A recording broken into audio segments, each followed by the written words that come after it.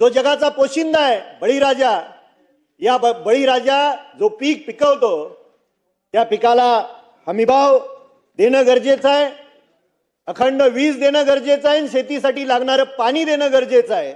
आणि त्याच्यानंतर आपण AI सारख्या प्रगत टेक्नॉलॉजीचा विचार करूया.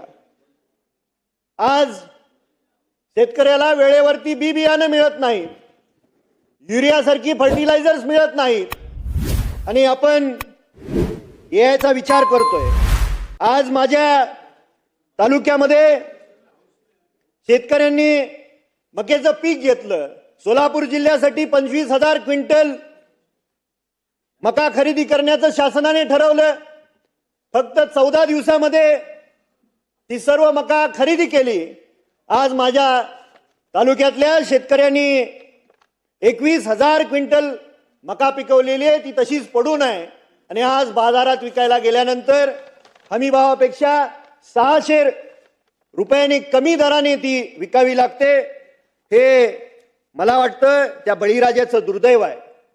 आज आपण रस्त्यासाठी लागणारी मोजणी आणि पोलीस बंदोबस्तासाठी लागणारं शुल्क शासनाने पूर्णपणे माफ केलेलं आहे. त्याबद्दल मुख्यमंत्री सन्माननीय देवेंद्रजी, सन्माननीय महसूल मंत्री बावनकुळे साहेबांचं तालुक्याच्या वतीनं आणि तमाम महाराष्ट्रातल्या बळीराजाच्या वतीनं मी आभार मानेन. पण ही मोजणी करण्यासाठी लागणारे त्या कार्यालयामध्ये अधिकारी तेवढे उपलब्ध आहेत का? ज्या शेतकऱ्याने अर्जंट बेसिसवरती मोजणी करण्यासाठी शुल्क भरले त्याची मोजणी 2-2, 3-3, 4-4 महिने झालं तरी ती पूर्ण होत नाही.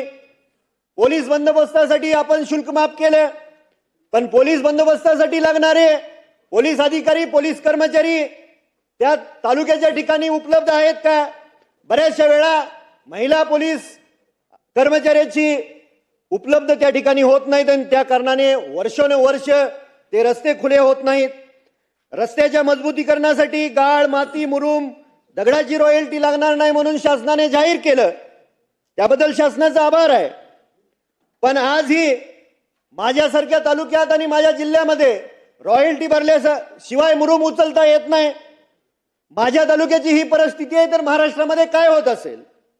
आणि मग प्रश्न येतो असा की महसूल मंत्र्यांनी जे आदेश दिले गेले ते आदेश फक्त जाहीर करण्यासाठी होते का? त्या आदेशाचं पालन, अंमलबजावणी अधिकारी करत नाहीत का? याचा अर्थ सर्वसामान्य जनतेने काय घ्यायचा?